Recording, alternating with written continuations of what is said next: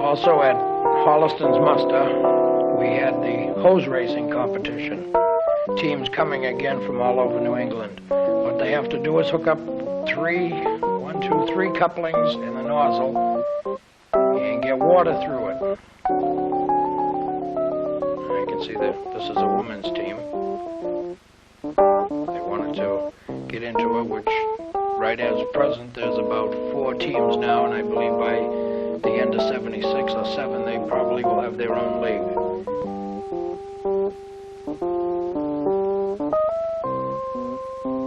This is the midnight alarm. They have to simulate that they're in a fire station, put on their coats, hat, boots, and buckle 2 buckles on their coat, and then proceed to couple in the nozzle, and I believe there's a target involved here.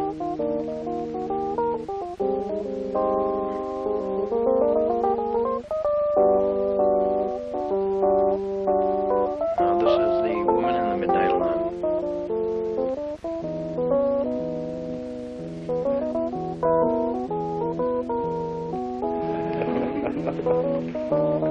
Hurry, hurry. You'll be late for supper. Here's what you call an accident. They cross-threaded the nozzle or the coupling, and once you turn on the water, it's almost impossible.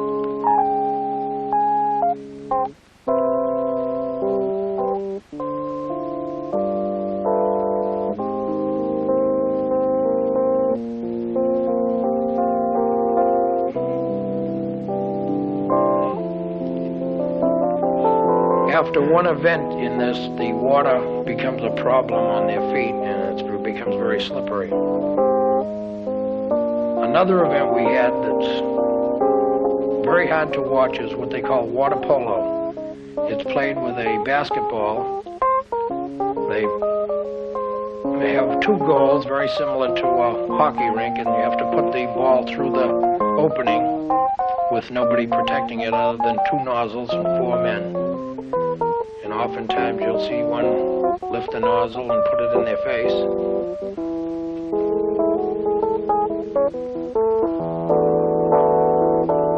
You have what's known as a nozzle man and a backup man, so that the hose won't kink.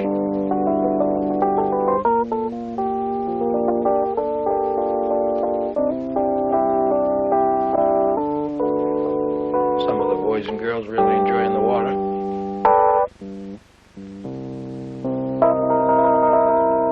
For sure, Saturday night, that week, they didn't have to take a bath. They had it right there.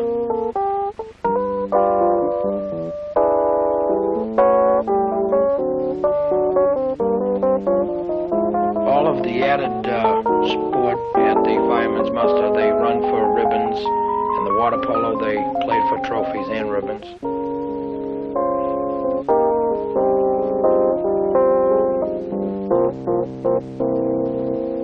We get back to the midnight alarm.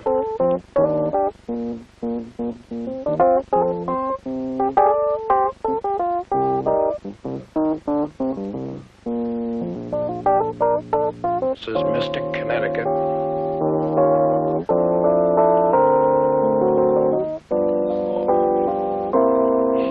The slow pumping at first is to get the air out of the lines so that once they do cap the nozzle, there will be no air inside the machine or the lines. If you do not get the air out of the lines or the inside of the machine, there will be a possibility of having the machine explode.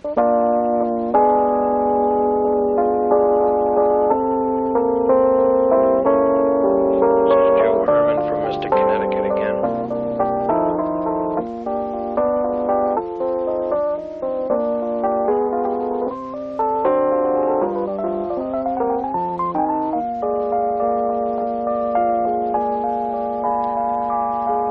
In 1956, there was a contest held on the Boston Common to determine if an 18-something fire pumper would compete with any new rig that the city of Boston had. And the total distance was within 15 inches from the new pumper to the old pumper.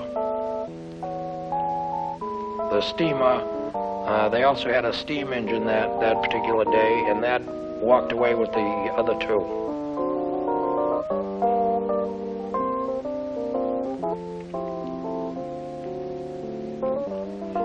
the judges are looking for the last solid drop of water on the paper.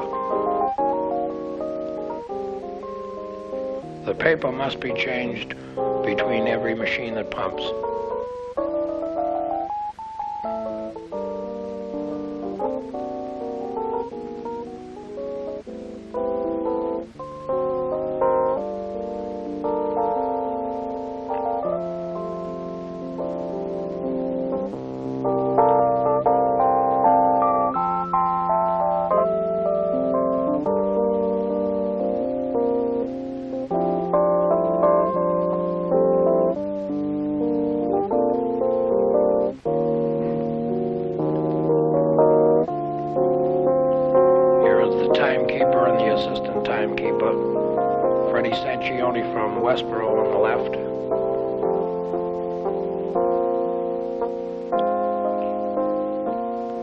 This is a man from Ludwick-Part that in his younger days was a member of a steam company. This is the Antic Steam Company from Norwich, Connecticut, which is one of the highlights of the parade and muster.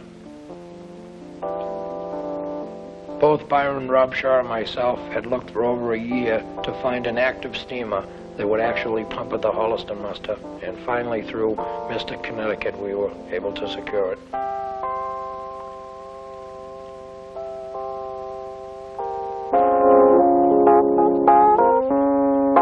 This is the Niagara, I believe, from Upland.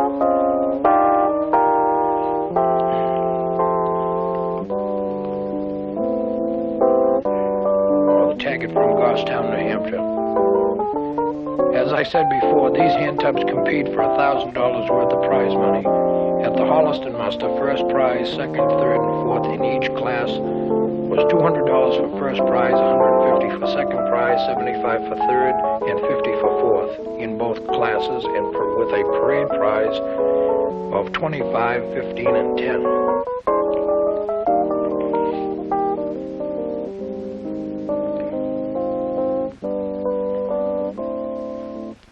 See that this particular tub was built in 1849. Back in the 1849 era, these machines were housed and had fire departments, and oftentimes if two hand tubs would answer the same alarm, and if they would meet at the four corners, they would have to first stop and have a fight, because the first engine would respond to the alarm. If they got there first, it was pride, and if they met another engine on the way, they would have to stop and have a fight before they made it to the fire. This is Rhinebeck, New York. This is the hand tub that came the furthest distance to the Holliston muster.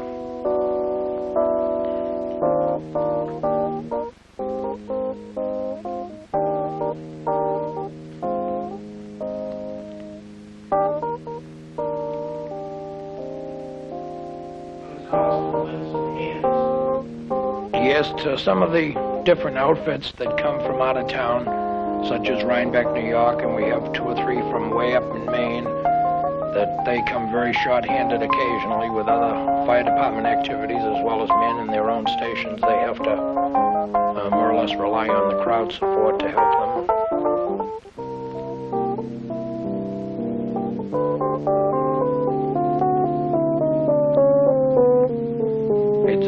It's a day designed for sheer fun, ranging from age 2 all the way up to 92.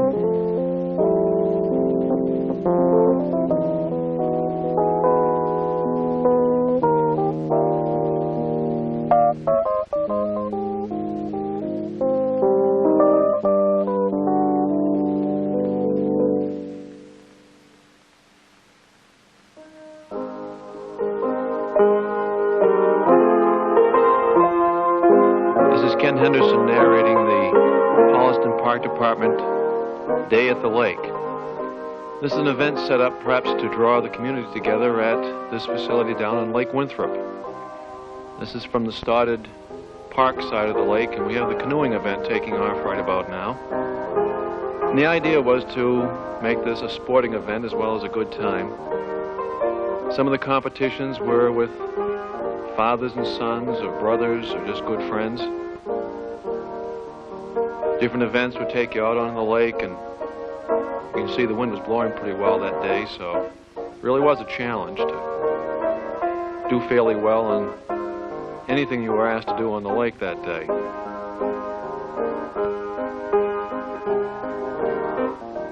Here the race looks as though it's just proceeding out towards some of those marker buoys. The idea, of course, would be to stay in your canoe. And with choppy water like that, we had a number that went over and had to be wrung out a bit before they could go after the next event. The crowd that day seemed to have a lot of spirit. Up and down the beach, there was always something going on, but the canoeing events was something everyone could see quite easily from the shore. Continuously during this day, as the overcast sky tends to show, we were afraid of rain almost every hour, but looks like it didn't seem to give us any problem. And the hard work of canoeing and the other events seemed to just be an joy to anyone that came out for it. There were some trophies awarded, as small as they were, so it make everybody an incentive to really try hard. This is just the general beach area. The day not being the greatest for sitting on the beach, it certainly drew perhaps between 1,000 and 1,200 people all during the day at some time to come down and participate in some way. Some of the diehards really go in swimming no matter what the weather is. A little help from Big Brother. This is a family beach pretty much, so that the activities were oriented so whole families could come down and do something in one of the competitions. Looks like here they're doing the sandcastle building. Volleyball certainly is a well-attended beach sport, so that took on a number of events during the day. Looks like the day at the lake ought to go on year after year, so perhaps this would be a good idea in the future. The swim team put on a concession to raise some money for themselves. They catered a meal, the supper meal. If you can make that out, I think it has something to do with something they're selling. There's the watermelon. Not too hard to take on a summer afternoon. Now, early in the day, we had a biathlon, which was a run and then a swim across the lake. That was one of our winners. A little later in the day did warm up so that we had more activity on the beach.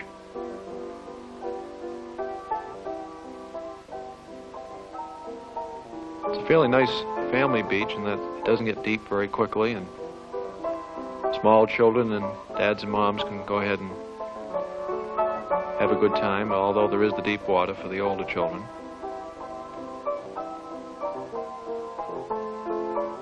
As the wind would give you enough time to get out and do some sailing. We never did make that event into our program that year.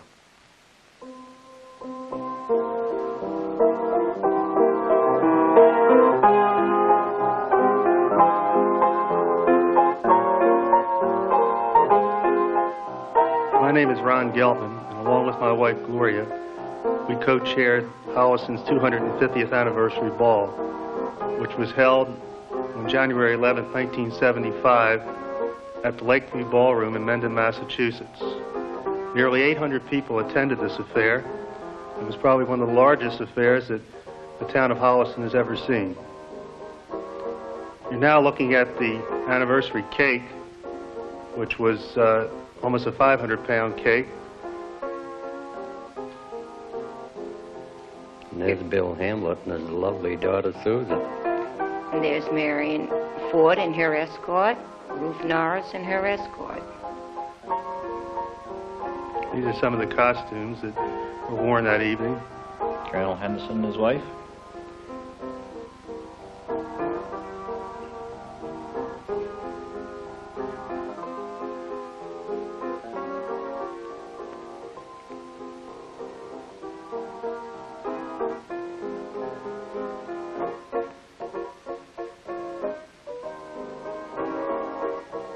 There's a lot of creation.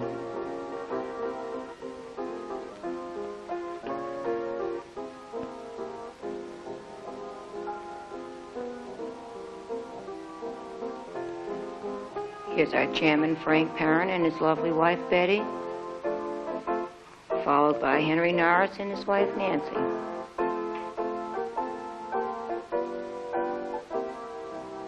Some more of the costumes.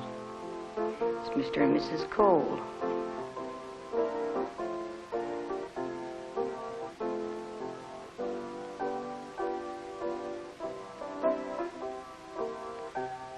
The orchestra for the evening was the Lester Lannan Orchestra, world famous. They did a very, very fine job, and everyone enjoyed their music. Yes, they were tremendous. In fact, they were so good that they played an extra hour. Colonel Henderson and his wife dancing.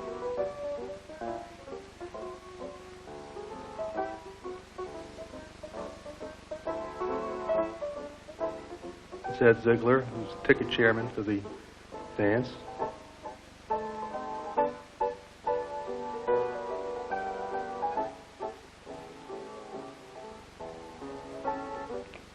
More Hollistonians coming into the ball.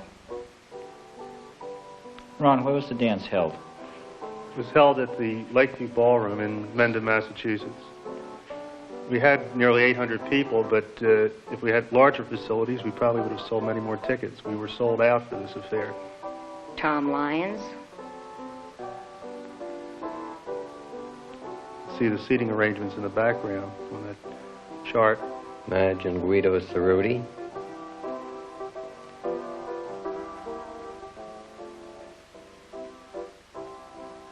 People came not only from Holliston and surrounding towns, there's my wife and I, but all over the United States. People came back from... Quentin and Dory Greeley. Jim Walters and his wife.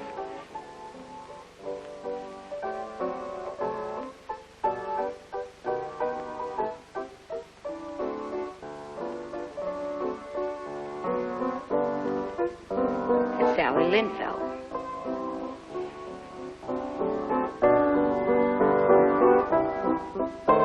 Although we were in January, this is one of the warmest nights that we have ever seen for this time of year. The temperature got up into the 60s.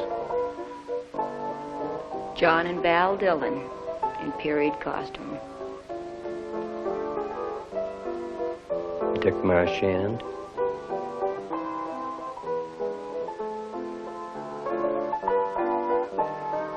People enjoying a champagne cocktail.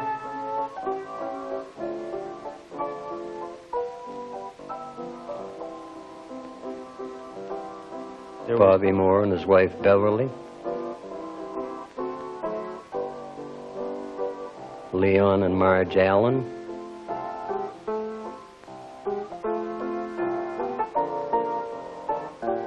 Mr. and Mrs. LaFave. Diane Huff and her husband Brad.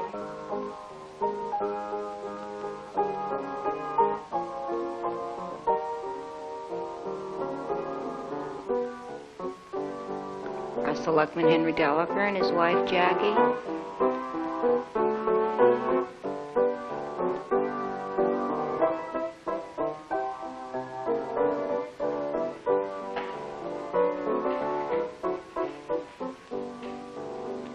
Norman Bloomstein.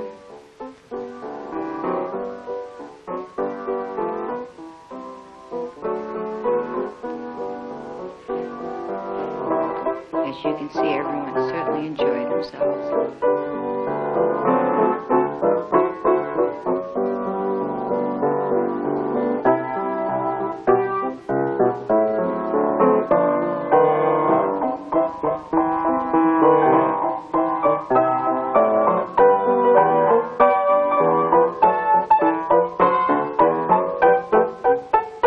Looks like he's ready to fall. He doesn't. This cake that you are seeing now weighed approximately 500 pounds. And depicted many historical sites in Massachusetts along with the town hall and the church. It was designed by Mr. and Mrs. David Taylor, and it fed all the people at the function. It was not only beautiful but delicious. As well as the catered meal, Ron, that we had. That's right. We had hors d'oeuvres before the dinner, and then a buffet dinner, and more food than anyone there could ever think of eating. Who designed the cake, Ron? Mr. and Mrs. David Taylor designed this cake. It's Frank Ludwick. And Lila Burke. This was an event that brought young and old together, and everyone had a good time. It was such a good time that they were talking about perhaps doing this every year. What do you think, Ron? I think it's a type of affair that brought the town together and also culminated the year-long celebration.